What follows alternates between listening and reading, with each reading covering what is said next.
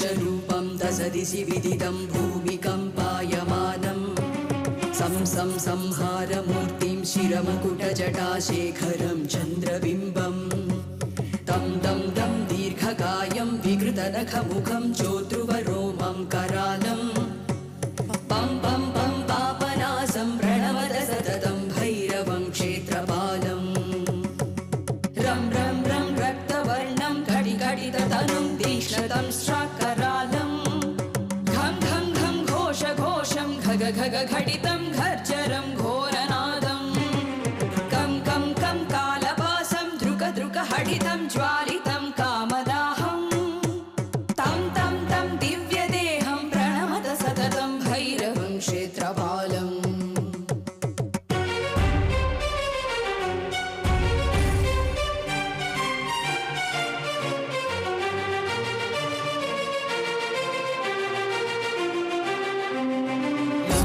लं लं वदन्तं ललितं दीर्घजिह्वाकरालं धूम धूम धूम धूम्रवर्णस्फुटविकटमुखं भास्करं भीमरूपं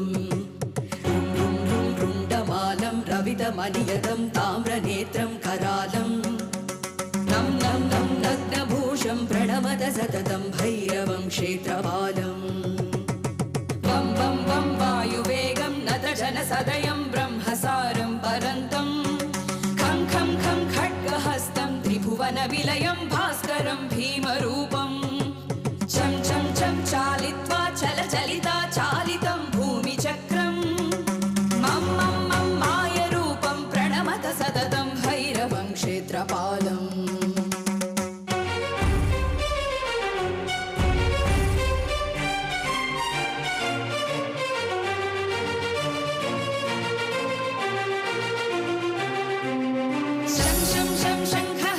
शशिकरधवलं मोक्षसम्पूर्णतेजं मं मं मं महान्तं कुलमकुलकुलं मन्त्रगुप्तं सुनित्यं यं यं यं भूतनादं किलिकिलिकिलितं बालकेलिप्रदहानम् आम् आम् आम् अन्तरिक्षं प्रणमत सततं भैरवं क्षेत्रपालम् कं कं कं खड्गभेदं विषममृतमयं कालकालं करालं क्षं क्षं क्षं क्षिप्रवेहं दह दह दहनं तप्तसन्दीप्यमानं हं हं हंकारनादं प्रकटितगहनं गर्जितैर्भूमिकम्पं पं पं पं बाललीलं प्रणमत सततं भैरवं क्षेत्रपालम्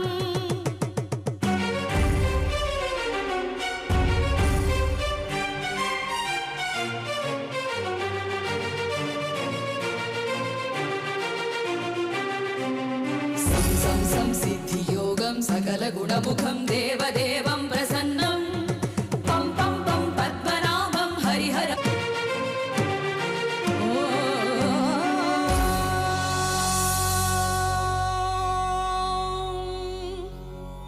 भैरवरुद्राय महारुद्राय कालरुद्राय कल्पान्तरुद्राय वीररुद्राय रुद्ररुद्राय घोररुद्राय अघोररुद्राय मार्ताण्डरुद्राय अण्डरुद्राय ब्रह्माण्डरुद्राय चण्डरुद्राय प्रचण्डरुद्राय दण्डरुद्राय शूलरुद्राय वीररुद्राय भवरुद्राय भीमरुद्राय अतलरुद्राय वितलरुद्राय सुतलरुद्राय महातलरुद्राय सचातलरुद्राय तलातलरुद्राय पातालरुद्राय नमो नमः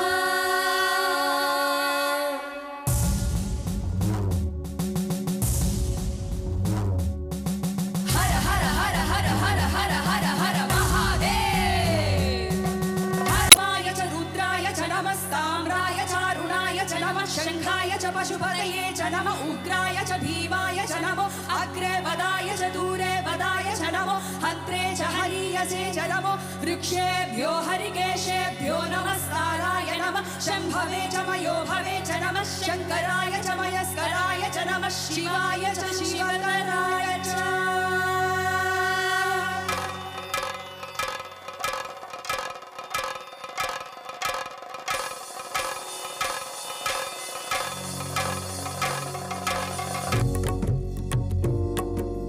अंड ब्रह्मांड कोटि अखिल परिपालना पूरणा जगत्कारणा सत्य देव देव प्रिया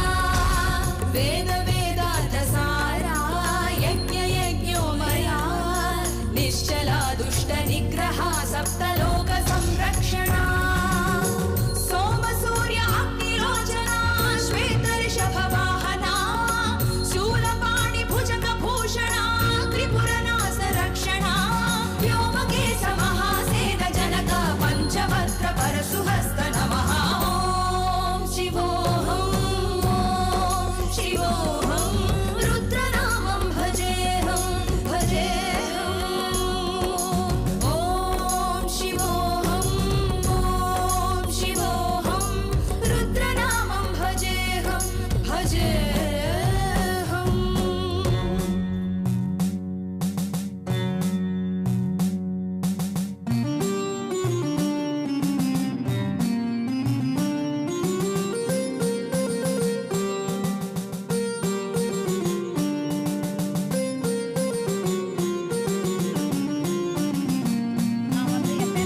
நான் நங்கவள்ளி வனவாசியிலிருந்து வரேன். 9 மாதமாக நான் இந்த கோயிலுக்கு வந்துட்டு இருக்கேன். எனக்கு அம்மா வந்து என்னை நல்லா வச்சுருக்காங்க. அதனால் நான் வந்துட்டு மாதம் மாதம் தவறாமல் நான் வந்துட்டு இருக்கேன். எல்லாரும் இந்த கோயிலுக்கு வாங்க, நல்லபடியாக இருப்பீங்க. ஓகேங்களா? பேசுங்க. வணக்கங்க. நாங்கள் ஒரு 3-4 மாதமாக வந்துட்டுருக்கோம். வீட்டு லோன் பிரச்சனை ரொம்ப கஷ்டப்பட்டு இருந்தோம். அம்மா கிட்ட வந்துட்டு போனதுக்கப்புறம் லோன்லாம் அடைச்சிட்டு இப்போ நிம்மதியாக இருக்குங்க.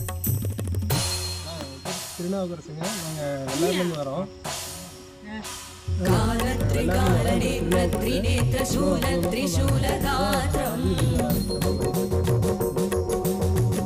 என் ஊர் கோயம்புத்தூர். நான் இருக்கிற இடம் சீர்குளம். இந்த இடத்துக்கு வந்துட்டு போனால் என் உடம்பு நல்லா ஆரோக்கியமாக இருக்குது. என் மன நிம்மதி இருக்குது. என்ன ஒரே ஒரு இது, என் மகனுக்கு ஒரு மாங்கலி முடி வரும்னு தான் எதிர்பார்த்துட்டு இருக்கேன். निष्प्रपञ्चादि निष्कलङ्कोऽहं निजपूर्णबोधहं सत्यगात्माकं नित्यब्रह्मोऽहं स्वप्रकाशोऽहं हं हम्